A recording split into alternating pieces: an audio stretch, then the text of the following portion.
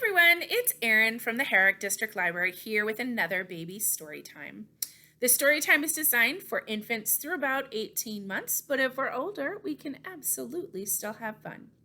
Grown-ups, oftentimes our babies just don't want to sit with us through this, and that is just fine. I encourage you to watch, hang out with me for the next 10 minutes or so, and hopefully you will learn some new songs and rhymes that will support your child's early literacy work.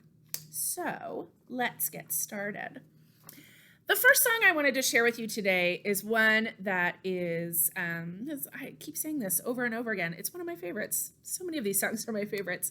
And it's Open, Shut Them.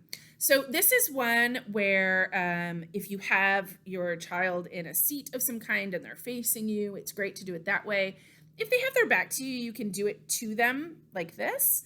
But I actually, or baby can be lying on their back and you can do it above them like this.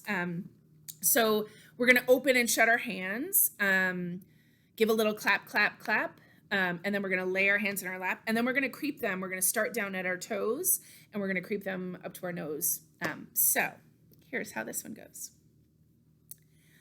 Open, shut them, open, shut them, give a little clap, clap, clap, open, shut them, open, shut them, lay them in your lap, lap, lap. We're going to start at our toes. Creep them, creep them, creep them, creep them, right up to your chin. Creep them, creep them, creep them, creep them, do not let them in. Creep them, creep them, creep them, creep them, right down to your toes. Creep them, creep them, creep them, creep them, right up to your nose. So you're going to want to indicate the chin and shake your head. We're not going to let them in. And then down to our toes and then back up to our nose. There is a tendency to go really fast with these songs once you know them. I encourage you, especially with younger children, to really take your time. Emphasize your mouth, emphasize your facial expression with open and close and even your body to give them that full sense of what the song is actually about. I'm going to do that one again. Here we go. Open, shut them, open, shut them, give a little clap, clap, clap, open, shut them, open, shut them, lay them in your lap, lap, lap. We're going to start at the toes. Creep them, creep them, creep them, creep them, right up to your chin. Creep them, creep them, creep them, creep them, do not let them in. Creep them, creep them, creep them, creep them, right down to your toes. Creep them, creep them, creep them, creep them, right up to your nose. Great job. So again, that exaggerated facial expression and our big eyes and our open hands and then us sort of going back can give them that sense of what open and shut means. I wanted to share a little sign language with you today based off of the story that I'm going to be sharing with you as well.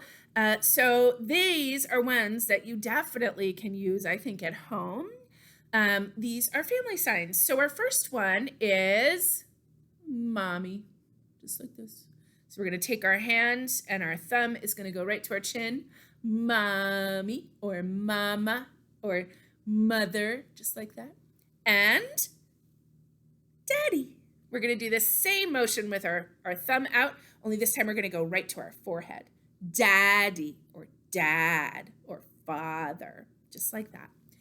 And the other one I wanted to share with you is love. So we just cross our arms just like that with our fist closed. Love. So mommy, daddy, love, just like that. One place that I don't think I've sort of focused on enough is the opportunity when we're in the bathtub to do some early literacy songs. This is a really simple one, and you can adjust depending upon what you're washing at the time. It's just, this is the way we wash. We're going to start with our arms, But you sort of sing it along as you're giving that baby a bath. So here we go. This is the way we wash our arms, wash our arms, wash our arms. This is the way we wash our arms, we wash our arms. Now let's do our heads. This is the way we wash our heads, wash our heads, wash our heads. This is the way we wash our heads, we wash our heads. So again, you can do that with a variety of body parts, whatever works best for you. But it's another really great place where we might not like bath time. It might be something we don't enjoy, or even if we do, being able to sing as we're doing things will make it a much more pleasant experience. I also encourage you to sort of narrate as you're giving a bath. Now we're gonna use the soap. I'm pouring the soap. That introduces children, sort of narrating your days is going to introduce them to the process of understanding that these are the things that our words mean. So I encourage you to do that as well. I want to do a little play rhyme with you as well. This one is called Slowly, Slowly, Very Slowly Creeps the Garden Snail. And so for this one, you're going to have your baby on their back. They can be sitting up. But we're going to sort of slowly, slowly, very slowly, we're going to creep our garden snail, and we're going to sort of walk our fingers very slowly over our baby's bodies. And then we're going to run our fingers very quickly when it becomes a mouse. So here's how this one goes. Slowly, slowly, very slowly, creeps the garden snail. Slowly, slowly, very slowly, up the wooden rail.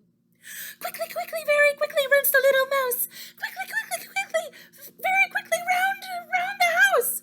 Oh my goodness.